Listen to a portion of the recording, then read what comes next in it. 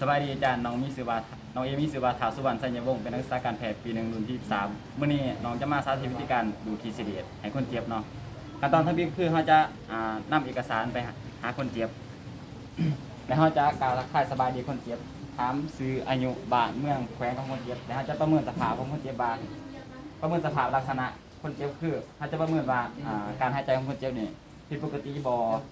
หลังจากนั้นเขาจะบอกจุดประสงค์ในการที่สิคือเพื่อให้คนเจ็บนี่หายใจได้สะดวกเนาะหลังจากเขาศึกษาข้อมูลคนเจ็บเดี๋ยวเขาจะไปล้างมือให้ครบ5ขั้นตอนเนาะ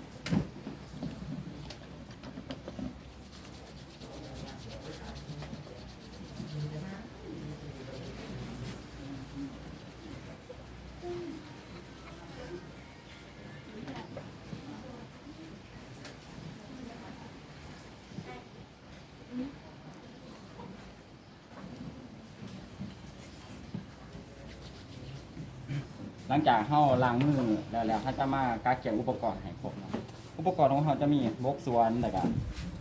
แอบซัมดีพร้อมด้วยผ้าแซเนาะแล้วก็ไม้งัดดีแล้วก็ซ้ายดูทีเสดีเนาะแล้วก็เครื่องดูทีเสดีแล้วก็ทงมือแล้วก็ผ้าถาเนาะ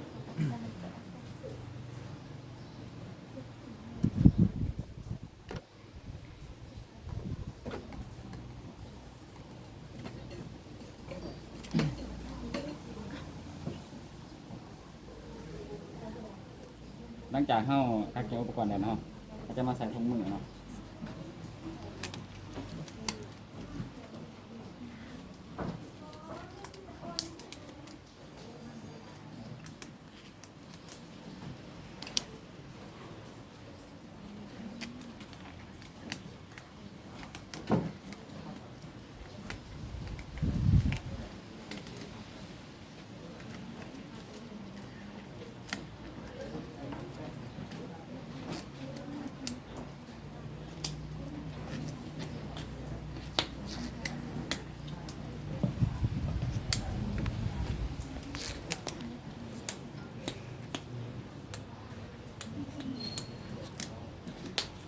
หลังจากเขาใส่ทงมือแล้วเขาจะมาจัดสภาพแวดล้อมแล้วก็จัดทางนอนให้คนเจ็บในทางนอนที่เหมาะสมเนาะเขาจะมากักเก็บอุปกรณ์ในผ้าถาของเขา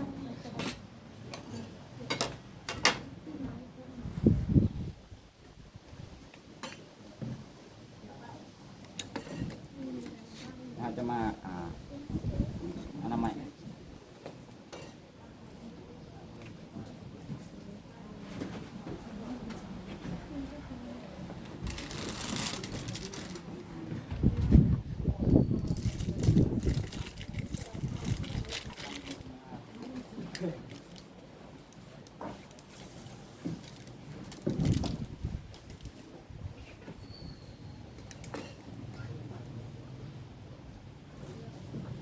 เขาจะนำสายมาต่อ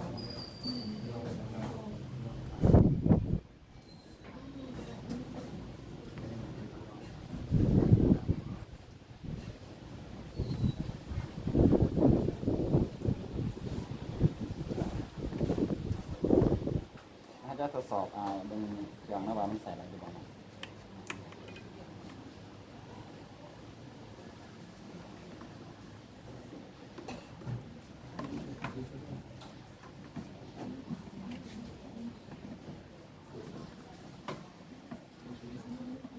เขาจะก่อนที่เขาจะดูดคือคนเจ็บคือเขาจะอนามัยก่อนบริเวณที่เขาจะดูดคือคนเจ็บก่อน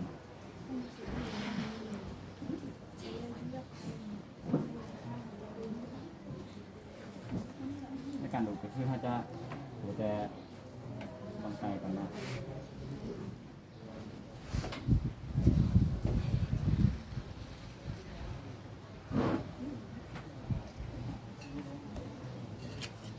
ในกรณีที่เขาจะใส่แมงกะดีคือเขาจะกรณีคนเจ็บเบิดสติอยู่นะเขาจะใส่คอยดูเขาเจ็บ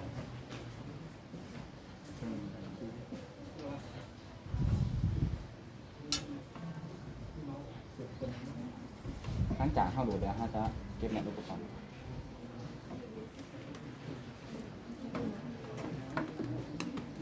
ห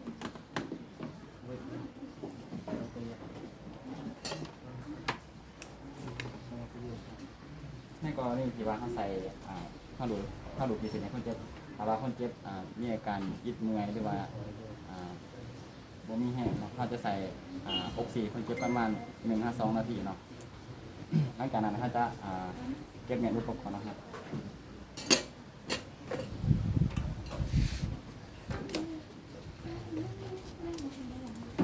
เขาจะมาจับขานอนคนเจ็บในขานอน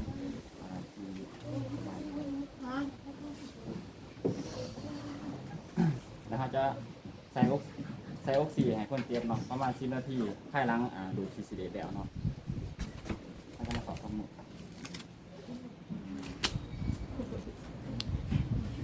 ไปล้างมือ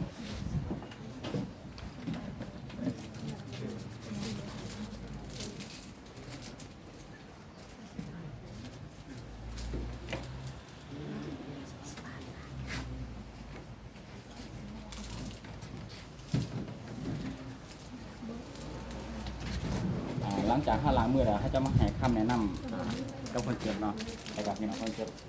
ในการให้คำแนะนำเพื่อให้จะให้คนเจ็บเนี่ยในรักษานอนคนเจ็บในทานอนที่สบายเนาะโดยการให้คนเจ็บนอนสักแข็ง หลังจากนั้นเขาจะมาบันทึกใส่เอกสารเนาะบันทึกวันเวลาที่เฮาวันเวลาเดือนปีที่เฮา